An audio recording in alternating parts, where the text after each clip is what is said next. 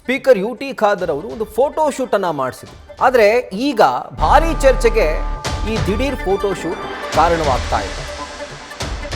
ಒಂದು ರೀತಿಯಾಗಿ ಅಚ್ಚರಿಯನ್ನ ಆಡಳಿತ ಪಕ್ಷದ ಹಾಗೂ ಪ್ರತಿಪಕ್ಷದ ಶಾಸಕರೇ ವ್ಯಕ್ತಪಡಿಸ್ತಾ ಇದ್ದಾರೆ.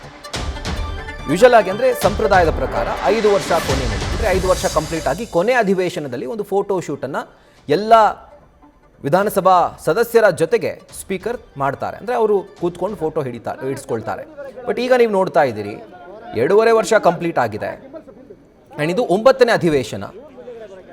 ಸೊ ಈಗ ಈ ಒಂದು ಫೋಟೋ ಶೂಟ್ ಯಾಕಾಗಿ ಈ ಪ್ರಶ್ನೆ ಹಾಗೂ ದೊಡ್ಡ ಕುತೂಹಲ ಈಗ ಕಾಡ್ತಾ ಇದೆ. ಕುರಿತಾಗಿ ಡೀಟೇಲ್ಸ್ ಅನ್ನ ಕೊಡ್ತಾರೆ ನಮ್ಮ ಸೀನಿಯರ್ ಕರೆಸ್ಪಾಂಡೆಂಟ್ ಹರೀಶ್.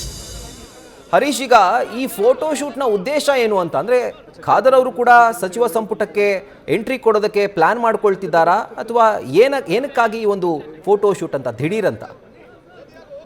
ರಾಹುಲ್, ಬಹಳ ಮುಖ್ಯವಾಗಿರುವಂತದ್ದು ಇಂದು ಶಾಸಕರ ದಿಢೀರ್ ಫೋಟೋ ಶೂಟ್ ಬಗ್ಗೆ ಸಾಕಷ್ಟು ಕೂಡ ಚರ್ಚೆಗಳು ಆಗ್ತಾ ಇರುವಂತದ್ದು. ಅಂದ್ರೆ ಸ್ಪೀಕರ್ ಯುಟಿ ಖಾದರ್ ಅವರು ಕೂಡ 2 ವರ್ಷಗಳಾಗಿರುವಂತಹ ಹಿನ್ನೆಲೆಯಲ್ಲಿ ಸಚಿವ ಸಂಪುಟಕ್ಕೆ ಸೇರ್ಪಡೆ ಆಗ್ತಾರೆ ಅನ್ನುವಂತ ಚರ್ಚೆಗಳು ಕೂಡ ಮೊದಲಿಂದ ವ್ಯಕ್ತ ಆಗ್ತಿದ್ದಾವೆ.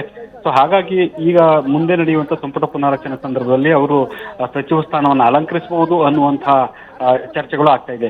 ಸೊ ಇದೆಲ್ಲದರ ನಡುವೆ ಈಗ ದಿಢೀರನೆ ಕೂಡ ಶಾಸಕರ ಫೋಟೋ ಶೂಟ್ ಮಾಡ್ತಿರುವಂತದ್ದು 10 ಹಲವು ರೀತಿಯಲ್ಲೂ ಕೂಡ ಚರ್ಚೆಗೆ ಹುಟ್ಟು ಹಾಕಿರುವಂತದ್ದು.